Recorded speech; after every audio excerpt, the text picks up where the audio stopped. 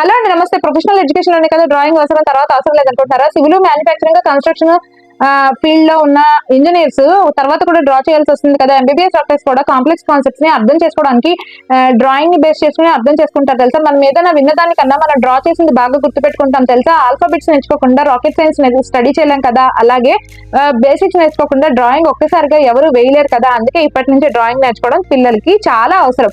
Drawing అనేది ఒక subject అని మీకు తెలుసా. 74 టైప్స్ ఆఫ్ పెయింటింగ్ టెక్నిక్స్ ఉన్నాయని మీకు తెలుసా. అంతేకాదండి, ఇండియన్ ఆర్ట్ స్టైల్ డిఫరెంట్ గా ఉంటుందని తెలుసా. మధుబని ఇంకా కలంకారీ ఇంకా మూరల్ లాంటి ఆర్ట్ స్టైల్స్ ని మనం మన క్లోత్స్ మీద చూస్తాం తెలుసా.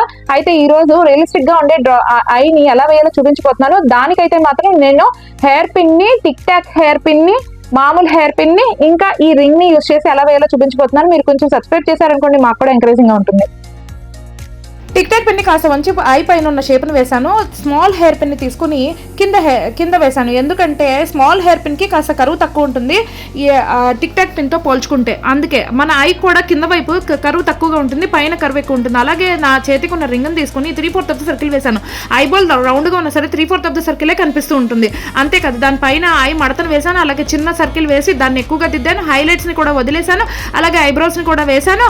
అలాగే ఐ ల్యాషెస్ని కూడా వేశాను. Like my video, share my tube link, subscribe to my channel, press the bell icon.